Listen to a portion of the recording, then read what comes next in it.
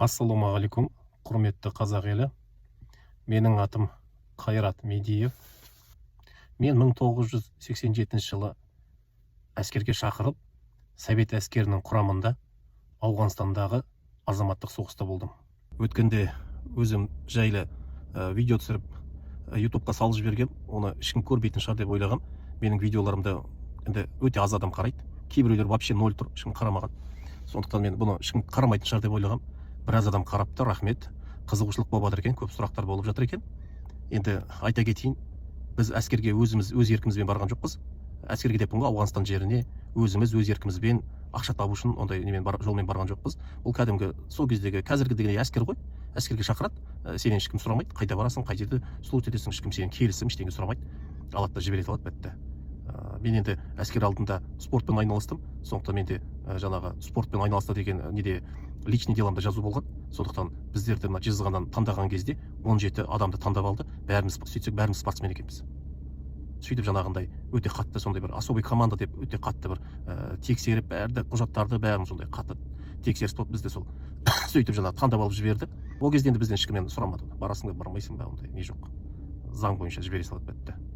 Енді мен Ауғанстан тағы да айта кетейін, сол жақтағы служба жөнінде. Сол жақтарым осы видеоны қарап отырған шығар. Мен ең басында жаңағы Южный Бағлан дейді ғой, зеленкаға түскен кезде мен ең бірінші сахарный заводқа түстім. Сахарный завод деген бар, оны жаңағы үлкен завод, кәдімгідей анандай навод қантын шығарады. Оны кезінде 1930 жылдары ағылшындар салып берген екен. Сол заводтың территориясында біздің бірінші точка тұрды, первая улица деп аталады. Сол первая улица тұрды. Ол жаңағы сахарный завод кишлактың ортасы емес, шет жағында, өзеннің жағасына қарай жақын, тауға қарай жақын тұрды. Сол жерде болдым басында. Кейін мені 7-я улицаға жіберді. 7-я улица ол біздің 4-ші состав болып саналады примерно. Первая улица, сосын 4-ші улица, 5-ші улица, 6, 7, 8, 9, сосын 12-ші улица. Солай кетеді жаңағы бірінші улицада, жаңағы сахарный заводта жердің бәрі бетон. Мина түскен кезде қатты естіледі дауысы, ана снарядтар түскен кезде. Ешқандай шұңқыр болмайды, ана территориясының бәрі қатты бетон етілген. Бетонкаға түскен кезде снарядтың дауысы өте қатты болды. Мына жағы тау, екі жақ тау ғой енді, таудың ортасы, сосын анау сахарный заводтар, содан бір кішкене акустика бола ма білмеймін, енді анау снарядтар түскен дауыс деген еді масқара еді. Сақата қалып тұрып түскен кезде енді дауысты сөзбен айтып жеткізу қиын. Сол жерде бізде бір офицер болды, сахарный заводта. Фамилиясы Смирнов қой деймін, Смирнов Олег бет. Бірнеше офицер болды. Негізі бүкіл заставаларда бір офицерден болды да, мынау сахарный заводта 3-4 офицер болды. Еще бір прапор болды. 4-ші улицада прапорған, бірақ прапор болды, офицер болған жоқ, бірақ прапор болды. Оның кличкасы Барада дейтін, сақалы мынандай өсіп кеткен не болды, прапорщик болды. Енді анау неде жаңағы Смирнов деген жаңағы офицер әбден жаңағы қорқып қалған ғой, әбден қорқып қалған. Сондай бір стресс. Бізде бір қуыспатты қылатын бір екі зданияның ортасында бір кішкентай не, қазір тура есімде жоқ, әйтеуір ішінде бір подвал сияқты ма, бірдеңе, в общем, соның ішіне астына кроватын апарып қойып, сол жерге тығылып қалады. Шықпайды. Офицерлердің бәрі түсінеді, оған ештеңе айтпайды. Ол сол жерден шықпайды, тамағын ішеді, дәретке шығып келеді, содан шықпайды. Ешқайда бармайды. Оны офицерлер стресста екенін біледі, оған ешкім ештеңе айтпайды. Сен бүгін анда барасың, анда бар деп ештеңе айтпайды. Офицерлер өздері шығып жүре береді, баратын жерге барады, бізбен шығады, келеді, анау ешқайда шықпайды. Соның ішінде отырады, жалғыз өзі тығылып. Ешқайда шықпайды. Енді ішіп сады ғой адамның жалғыз өзі отырғаннан кейін. Сосын кішкене сығалап қарап отырады. Ана бір өтіп баратса, фамилиясын айтып шақырып алады, берге деп. Иди сюда деп шақырып алады. Сосын ішіне кірсең, садись дейді, жанына отырғызып алады, кроватқа садись дейді. Әңгіме айтшы дейді. Давай поговорим деп жаңағындай. Мен не айтамын, мен сөйлескім де келмейді, мен уақыт жоқ менде сөйлесуге. Мен ауылдан шыққан қазақпын, қазақша сөйлеймін, көбінесе орысша сөйлей алмаймын, шын айтсам. Енді орысша сөйлеймін, бірақ енді анандай әңгіме айту ондай деген менде орысша жоқ. Енді сұраққа жауап береміз ғой, былай, бірақ әңгіме айту деген ондай бізде орысша онша не жоқ қой. Анау енді сөйлескісі келеді, ішіп сады, садись деп, сосын ішіп сады жаңағы альбомын көрсетеді. 4 альбом бар екен. Альбомды ашады көрсетеді. Альбомда өзінің жаңағы семьясын айтады, әйелін айтады. Сөйтіп әйелі бар екен. Әйелі Ленинградта тұрады екен. Ленинградта 2 бөлмелі үйі бар екен. Сол суреттің бәрі 4 альбомда, в общем, әйелінің суреті ғана. Әке шешесінің басқа біреуінің бір суреті жоқ. 4 альбом жаңағы әйелінің суреті. Вот это моя жена Люда дейма, ұмытып қалдым. Ира дей ма, Люда дейді. Міне это опять Люда, это опять вот Люда, вот опять Люда, вот опять Люда деп жаңағы 4 альбомда жаңағы Людасын айтып отырады. Люданы жаңағы Ленинградтың әр жерде суретке түсті, бір ескерткіштердің жанында, көшелерде сол жаңағы былай тұрған суреттері, сол жаңағы 4 альбом әйел ғана. Сосын жаңағы бір ескерткіштің жанында тұр екен, мынау артында тұрған үй біздің үйде де. Осы да біздің үйде тұрамыз деді. Сол жаңағы сосын альбом көрсетіп болғанын айтатыны маған. Ты знаешь, мне надо обязательно вернуться живым, обязательно меня люди ждут. Я не могу, мне нельзя умереть деп жаңағындай өзінің несін айтады, ішкі жаңағы несін айтады. Сөйтіп жаңағындай қиналып айтады сондай жаңағы. Мне надо обязательно живым вернуться деп жаңағындай. Кім өлгісі келеді, кім қайтқысы келмейді, бәріміз қайтқымыз келеді. Бірақ қайтамыз ба, қайтпаймыз ба, үміт жоқ. Үміт бар ғой, бірақ енді білмеймін. Айта алмаймыз ондай, гарантия жоқ. Қайтамыз, тірі қайтамыз деген гарантия жоқ. Бәріміз қайтқымыз келеді. Анау енді сондай жаңағындай. Меня люди ждет, не обязательно. Ты знаешь, дейді, не дейді, мне надо обязательно живым вернуться деп жаңағындай қоймайды, қайта. Кетейін десең жібермейді, посиди деп кішкене. Сондай бір офицер болды, тығылып жаңағындай отырған. Қатты қорқып, стресс алып қалған.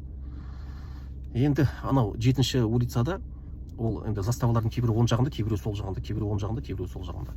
Ана 7-ші улица застава сол жағында болды.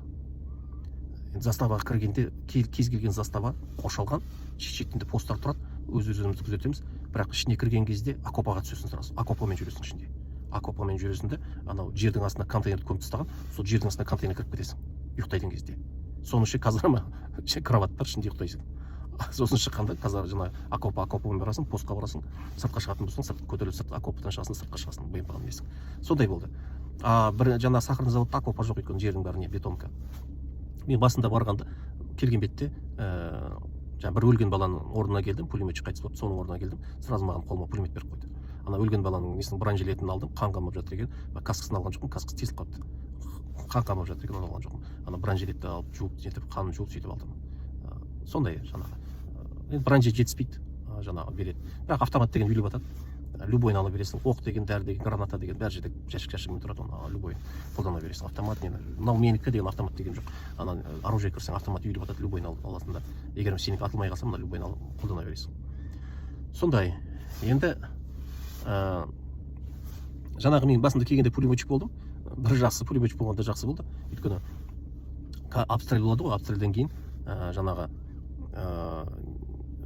заборды көтеріңдер дейді офицер. Заборды кішкене бір жарты метрға көтеріңдер дейді.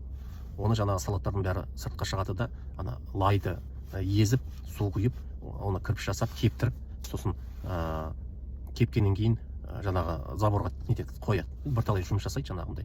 Ал мен жұмыс істемеймін. Мен пулеметчикпін, мен анау неге аппаратта бір позицияға қойып қояды. Жаныма помощнигім бар, соны қойып қояды, мен пулеметпен ана қишлаққа қарап отырамын. Сонан аналар шаршаған кезде маған келіп жалынады. Давай кеттік, тастайық дейді, жұмысты бүгін шаршадық дейді. Офицер бірдеңе неге қайтып келдің десе, сен айт дейді, атты деп айт дейді. Қишлақ жақтан атты деп айт, сосын мен приказ бердім деп айт дейді. Мен жарайды дейді, кетіңдер дейді. Бәрі кіреді ішіне. Сосын пулеметті алып артынан мен ішіне кіремін. Кірген кейін офицер шығады. Неге қайтып келдің деп, жұмыс неге істемедің деп, мен айтамын, ана жақтан атып жатып атты деймін. Оқтар ұшты бірталай бері қарай. Сосын жаңағы мен команда бердім деймін, бәрін кіріңдер, қайтыңдар деп дейді. Онда атса давай, тоқтатыңдар дейді. Сонымен барлығы дебап мәз болады. Сөйтіп күн ара жаңағыдай жұмыс істеген кезде мен сөйтіп жаңағы пулеметте отырамын. Енді тағы не айтсақ, дембелдер енді жаңағы аттылаған кезде, бомбить еткен кезде, басында біз жаспыз ғой, жаңағы подвалға барып тұрып қаламыз, төбемізден бомбить етіп жатқан кезде. Дембел деген енді былай кішкене борзый болып жүреді ғой, бізге команда береді. Бізде дедовщина деген болған жоқ. Дедовщина анау деген болған жоқ. Бірақ дептарды, дембелдерді, старшактарды тыңдау керек. Өйткені олар көпті біледі, бәр жерде үйретіп жүреді. Оларды жас офицерлердің өздері тыңдайды. Бізге жаңадан лейтенант келген, соларды беріп қояды, солар тыңдап жүреді. Солар не айтса соны істейді. Өйткені ол жаңадан келген көп затты білмейді. Бір қателік жасасаң бітті, өлесің де қаласың. Сондықтан ана дембелдерді, старшыларды тыңдау керек. Бізде де сөйтеміз. Молодойлар аналар тыңдаймыз, айтқанын істейді. Жаңағы ана автоматтарыңыз бар, тазалаңдар дейді, ананы алып кел, мынаны мында қой. Жолға шыққанда да мына жақты қарап отыр, мына жақты қарап отыр, бәрін айтып отырады. Олар опытный ғой, біледі. Сондықтан олар тыңдайсың. Сол жаңа борзый дембелдер бомбежка болған кезде төмен қарай қарап жылап отырады. Орысшалап айтады да, ой господи, когда это закончится деп сондай жаңағындай айтып автоматын, қолда автомат енді сөйтіп жаңағындай төмен қарай басын түсіріп бәрі жылайды. Бәрі жылап отырады. Біз молодойлар қарап отырамыз, неге жылап отыр деп аналар деп басында. Аңқылдатып атқан кезде төбеңнен нелер түседі, топырақ түседі. Сосын жаңағы дембелдерді шығарып салған кездер өте бір есте қалған сәт болды. дембілдер ертең колонна болады, так сен 2-3 дембіл айтады, сен елге қайтасың дейді, үйге дейді, дембілдің дейді. Мен анау түнімен ұйықтамай дайындалып, жаңағы нелерін, киімдерін өтектеп, мыналарын дайындап, есі қалмай түнімен дайындалады. Бәріміз қызығып қарап жүреміз анаған, ертең үйге кетеді анау. Біз қашан кетеміз деп анау артынан аңды көріп, қарап, қызығып жүреміз. Ол бізге қарағылары келмейді, уже қарағысы келмейді бізге. Сөйтеді де ертеңінде жаңағы таңертең БМП келеді. Сөйтеді де БМП келген кезде бәрі стройға тұрады, екі жаққа тұрады, БМП-дің екі жағына бәрі стройға тұрады автоматпен. Дембілді шығарып салу, сондай бір рәсімі болады. Дембілдер неге БМП-ның ішіне кіреді, десантқа. Уже бронежилет, ештеңе жоқ, қару жоқ, үйге кетіп бара жатқандар. Негізі десантқа ешкім кірмейді, ішіне кірмейді. Бәрі үстінде тұрады. Өйткені минаға түссе, ішіндегілердің бәрі өледі. Дауысынан өледі. Ал үстінде отыру керек, үстінде отыру үшін каска, бронежилет, автоматын болу керек. Дембілде олар жоқ. Сондықтан дембіл еріксіз десантқа мінеді. Енді бірақ қауіпті, минаға түссе бітті, бәрі өледі. Соның үшін дембілдер неге кіреді, ішіне десантқа кіреді. Соны не жаңағы БМП орнынан қозғала бастаған кезде, екі жағында бәрі стройда тұрады ғой, солардың аспанға автоматтан тартылады, бәрі автоматтан кеткенше солай шығарып салады. Сондай жаңағы дембіл шығарып салу рәсімі. Енді өте сондай жаңаларға жүрегің ауырады кетіп жатқанында. Қызығасың, үйге кетіп барады деп. Көңілің сол күні көңілің болмайды, вообще настроение болмайды. Біздің жаңағы Бағланда Икрам Набиев деген тәжік батыр атағын алды. Сосын жаңағы біздің Қожанов Оралхан деген Өскеменнің жігіті, қазақ офицер, бізде Бағланда ерлік жасап қайтыс болды. Оған батыр атағын жазды посмертно. Бірақ Кремль батыр атағын берген жоқ. Біздің қазақтарға берген жоқ, біреуіне де берген жоқ, қаншама адамдарға жаңағы жазылды.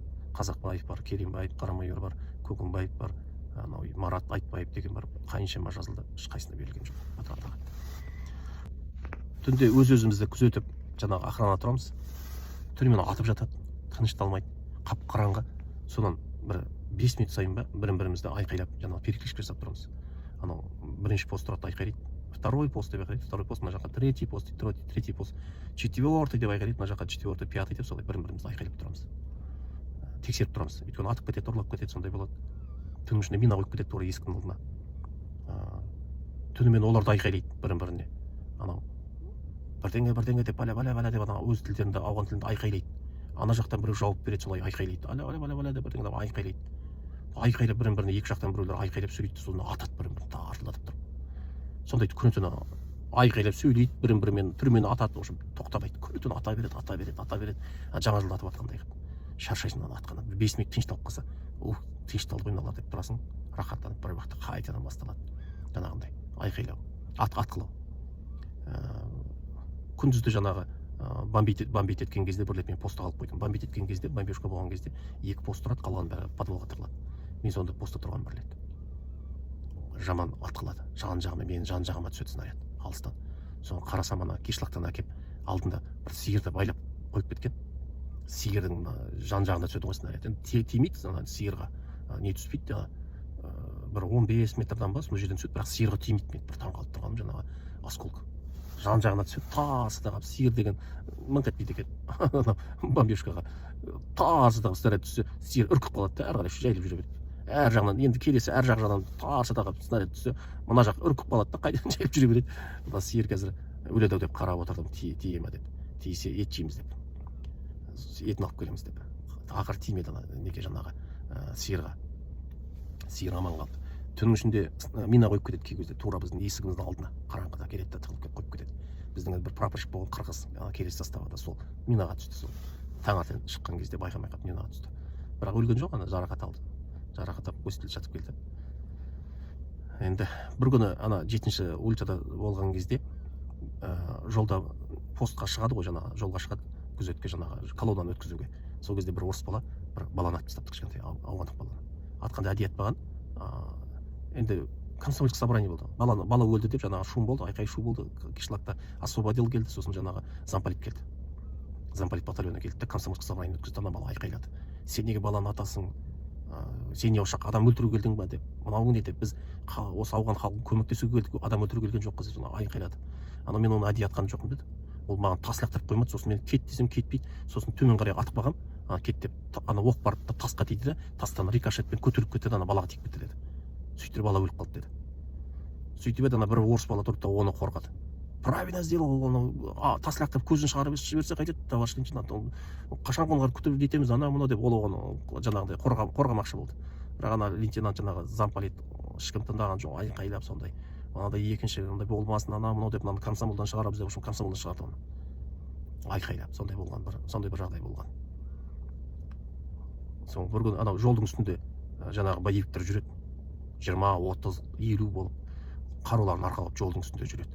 Соның бәрін доклад жасайды, жолда жүр деп. Бәрі дайын отырады, жаңағы не істейді екен деп. Колонна келе жатса жаңағылар атқылайды. Соны қарап отырамыз. Соның ішінден кейбір бір жас баланы жібереді, қарусыз жібереді бізге.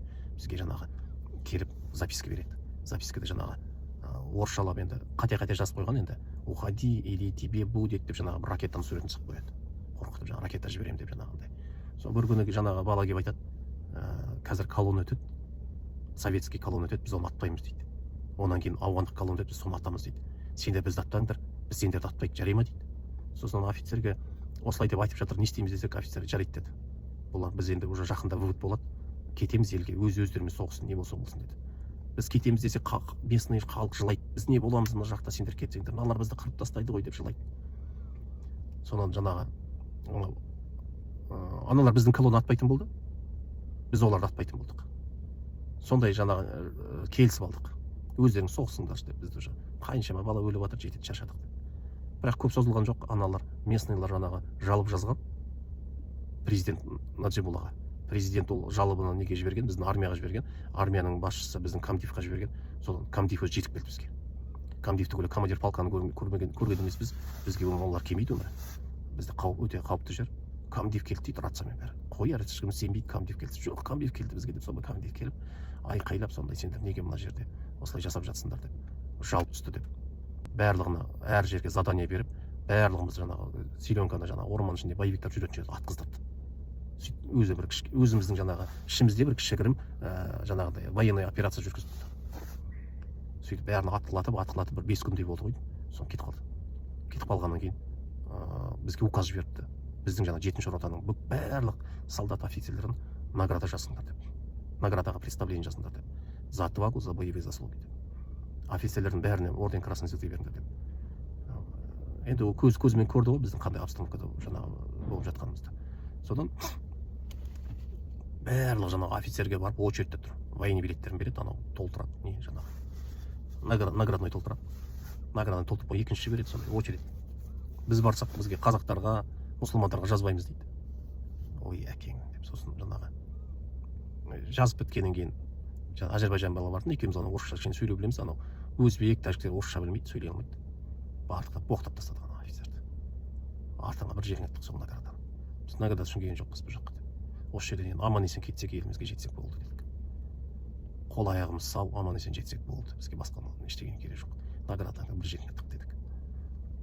Сөйтіп наградасы қалдық. Бізден кейін келген жас солдаттардың бәріне жаңағы награда жазып қойды аналар. За отвагу, за боевые заслуги деген медальдар. Награда жазды бәріне.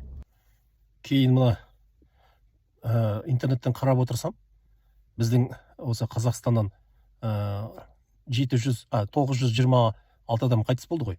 Сосын 22 адам із-түссіз жоғалды. Соның 6-ы біздің бағланда жоғалыпты.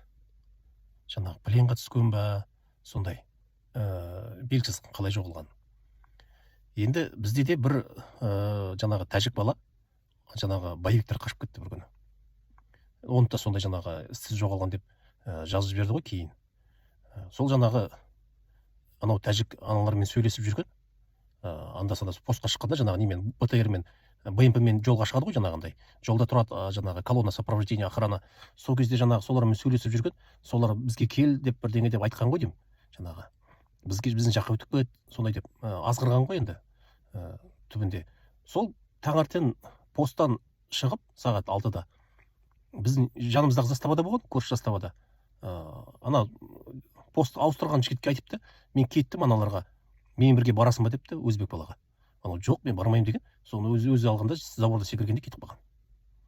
Сонан ол өзбек жүгіріп келіп офицерге айтқан, анау осылай кетіп қалды аналарға деп. Ол офицер комбатқа связға шығып айтқан жаңағы жағдайды. Комбат қуып жетіп қайтарыңдар деген. Сонан ол алғанда жаңағы 2 БМП-мен кіріп кеткен жаңағы зеленканың ішіне, орманның ішіне. Сөйтіп екеуі де минаға түсіп, сол жерде қоршауда қалып, боевиктер оларды атқылаған. Бытшыны шығарып атқылаған. Жаңағы сол жерде екеуі өлді ғой деймін. Тағы бірнешеуі жарақат алды. Содан тревога болып, бүкіл заставалар сол жаққа жиналып, жаңағы атысып сол жерде. В общем, біраз қырғын болды. Аналарды әйтеуір алып шықтық. Бірақ анау қайтыс болған бала қалып қойды. Бір бала қалып қойды, қайтыс болған бір бала қалып қойды. Қалғандарын шығарып алдық. Сонымен аналарға біз айттық енді. Айтқанда енді біздің жаңағы ары қарай амалымыз соғысып жатқан өлген баланың мәйітін алу керек болды, бері қарай алып кету керек болды. Сонымен не керек, кешке шейін атыстық, аналар бермейді.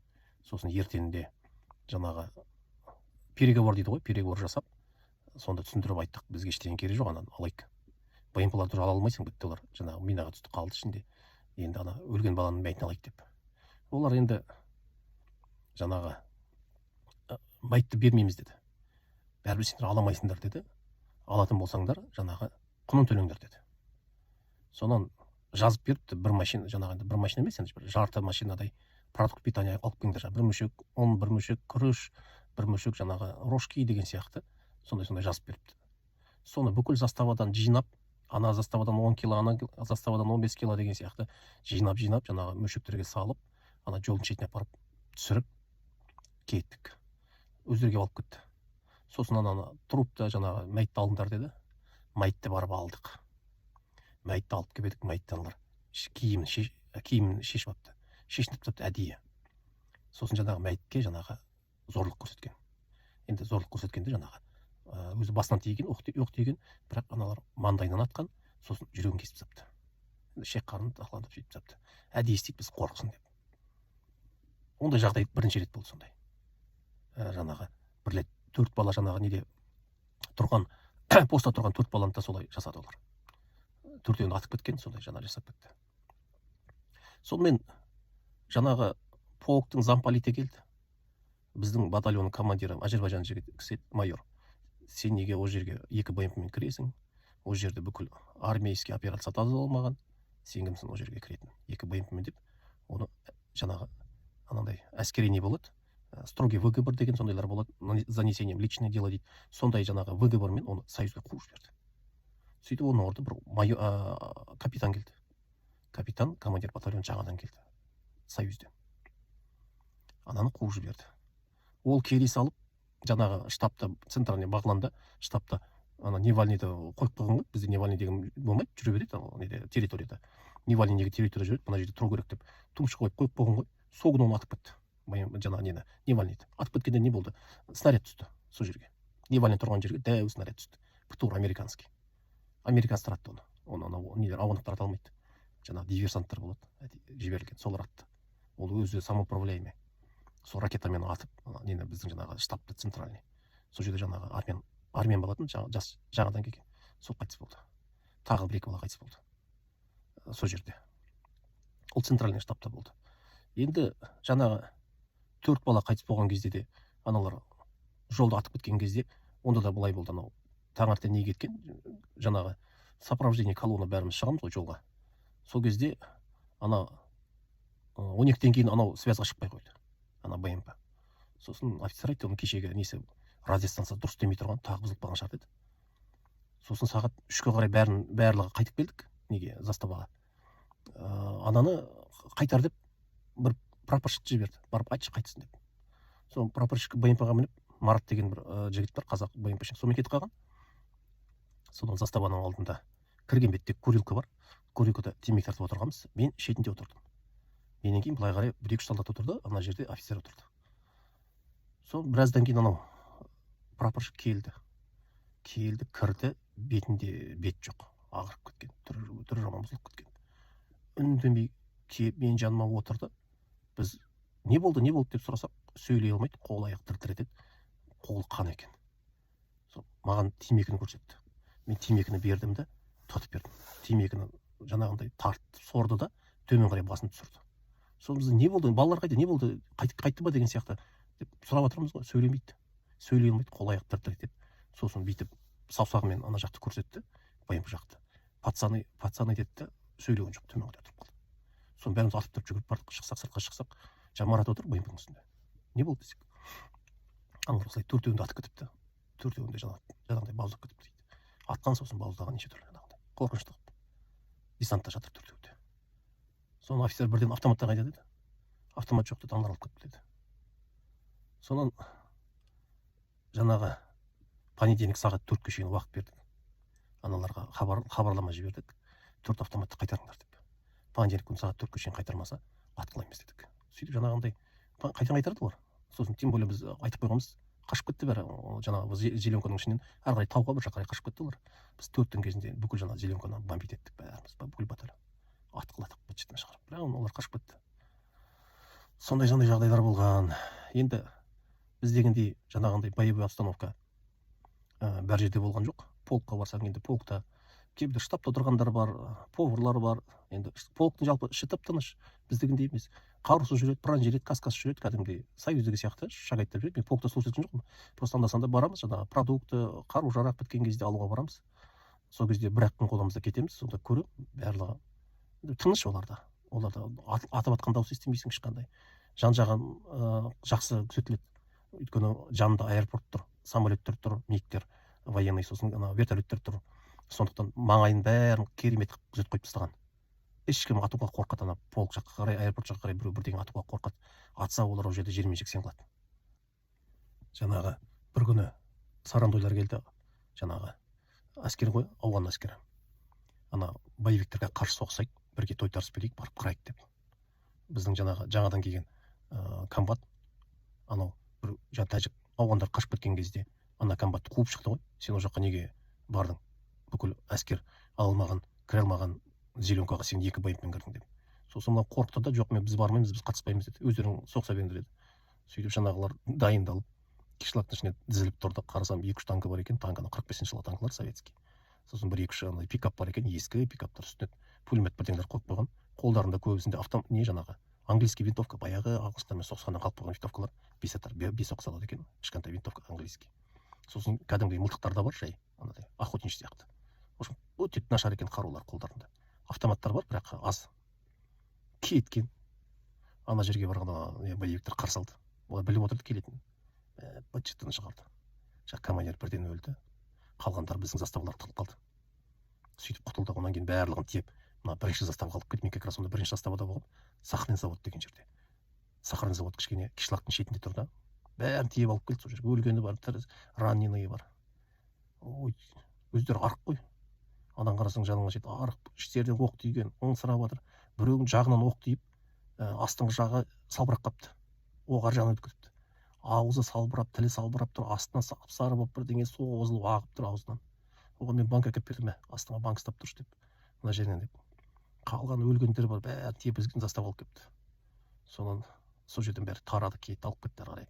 Өздерінің больницаларын алып кетті, раненыйларын, өлгендерін алып кетті әйтеуір. Бытшыт болды. Татарда офицер күнде айқайлайды.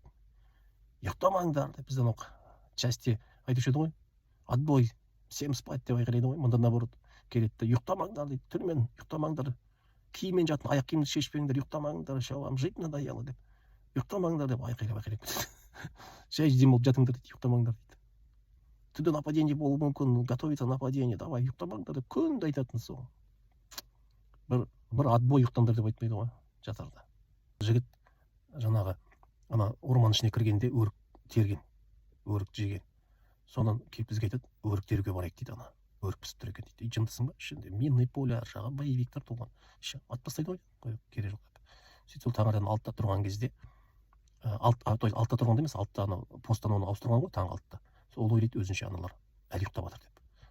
Бұл жақта ұйықтамайды ғой, 6-та, сағат 5-те тұрып алады олар. Содан 6-та тұрғанда барып жаңағы өрік жинамақшы болған. Қоршауға түсіп қалған, қашқан, аналар олар атқан кезде тура тигізді.